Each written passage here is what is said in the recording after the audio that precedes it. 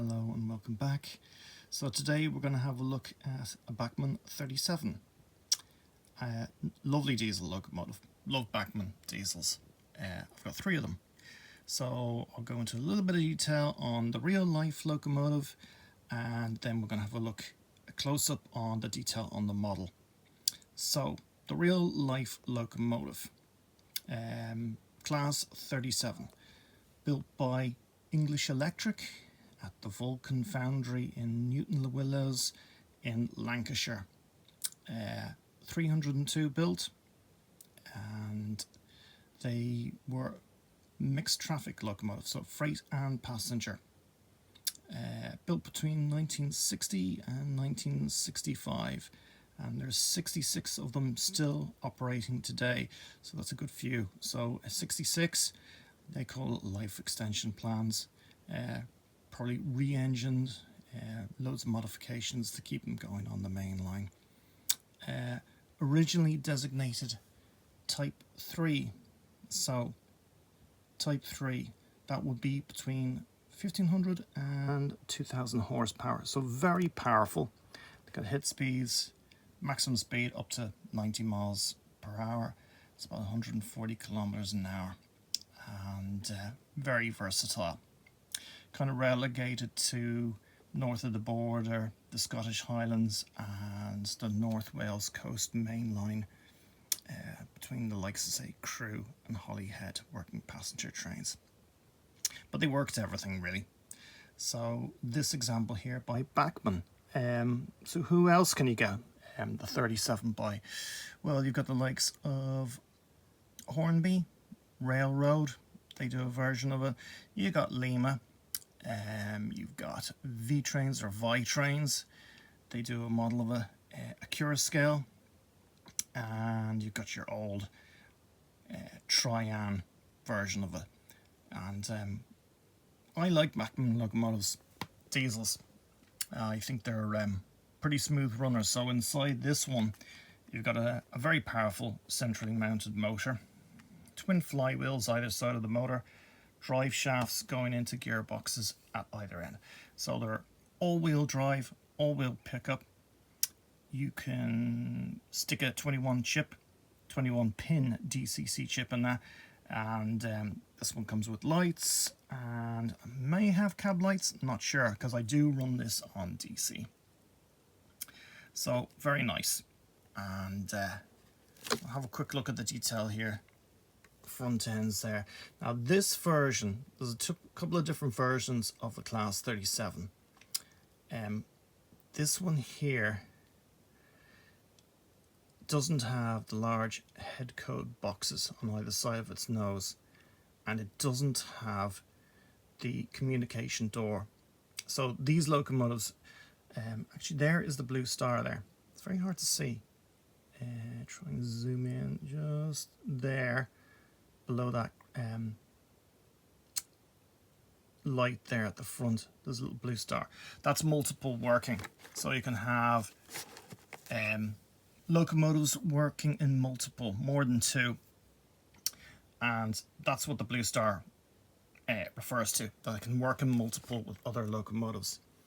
So here's the orange multiple working jumper where the cable will go in. So this one, as I said, doesn't have the communication door. What the communication door was for crew access to the train heating boiler system. So if they weren't using it, this one here has just it's plated over where like it's almost like a domino head code would have been. It has 2 spotlights in it. So that's the version this locomotive is in, and of course it's in the British Rail large logo livery, and she's actually named, this one is Mary Queen of Scots, which is really nice. So she's north of the border, worked the Highlands. It's a little Scotty dog on it, and I bought this one off that well-known auction site for about £130 sterling, and I think the seller was the Class 37 Preservation Society, if I remember correctly. So I was kind of like a, happy contributing to them. And I think you're better off, if you want to buy a 37, buy a Bachmann one. V-Trains do a pretty good one. Maybe not quite up to the scratch of the Bachmann one. And of course you have the likes of a Curascale. Now the Curascale one, I don't know anything about it. A Curascale, as far as I know, do really good locomotives. But, you know, like anything else, you could have, with any of the manufacturers, it's hit or miss on new releases, whether you get a great one or you get one that's a bit of a basket case. But as far as I can see from reviews and my experience, the Bachmann diesels up to maybe 2015, 2016, they were all pretty solid runners, very steady. So I went with the Bachmann one. So the detail, I mean, it's pretty nice. You know, you can add, it comes with a detail pack. I won't put it on. I just don't want to do that, you know. Leave it as is. Nice grills under the front nose. Oh yes, that black painted on the nose, just in front of the driver's cab. That was so there wasn't any light reflection from the sun. I know that for definite. And then you have some nice printing. The driver cab door rails or grab handles are picked out. Pretty good bogie detail. You know, not quite sure what that is there, but a lot of nice detail on it. Lots of grills going down the side. Fuel tanks. Presume that's the fuel tank there, and that might be the battery box. Center cab or center locomotive door there. Data panel there. Locomotive information panel. Some nice grills there.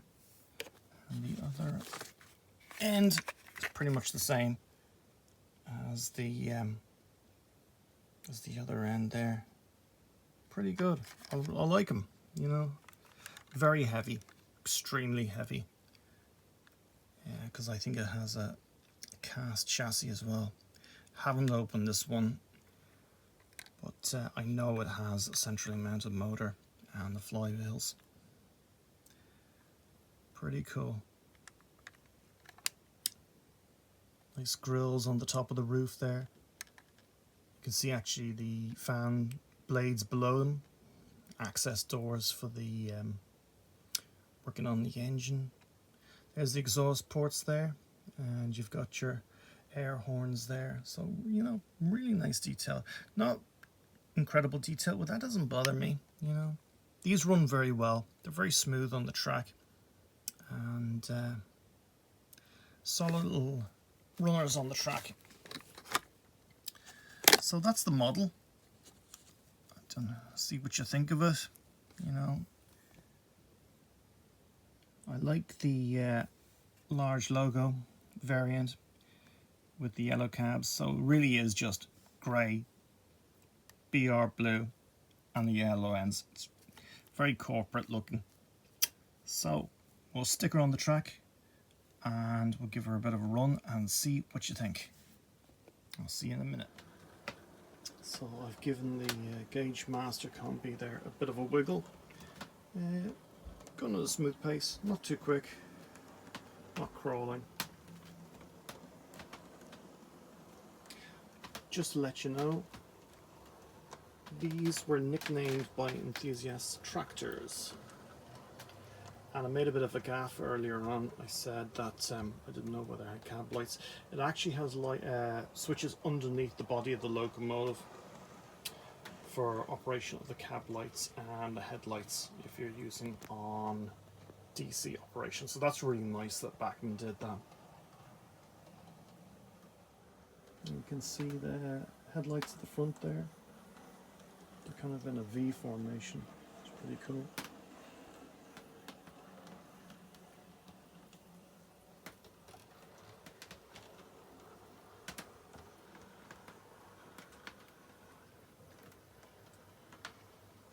Another interesting fact, hardcore devotees of the Class 37, nicknamed Bashers.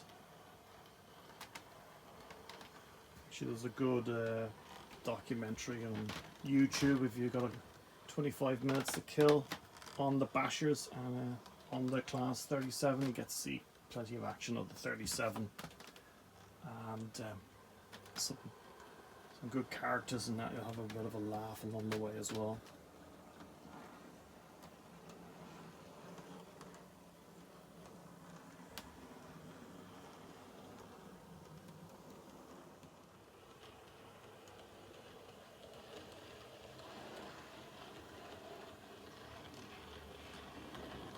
(37-401).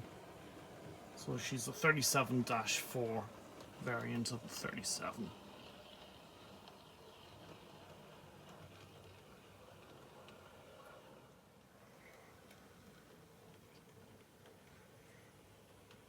Back in the 80s there, I was on a school trip to Chester, and we were waiting at Chester station to get the train back to Holyhead,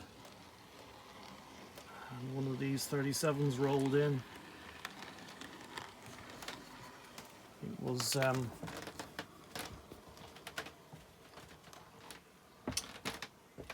in the all over blue livery, just a small two-way arrow on it. Filthy dirty, absolutely roaring away while it was idling. I think the ground was shaking under me while I was standing on the platform. Very impressive.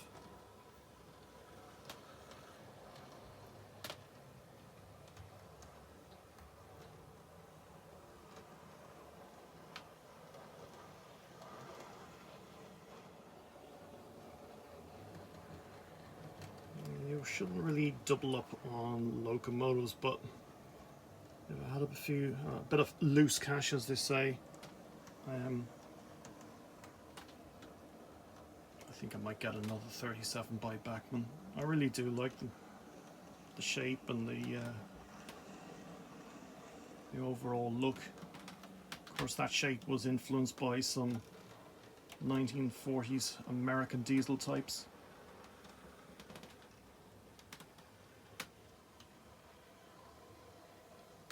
And they're still around.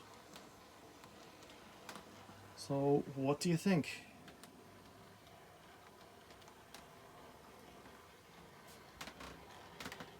Send us a few comments if you like the 37. And I shall see you in the next one. Everyone take care, look after yourselves, and I'll be back as soon as I can. Take care.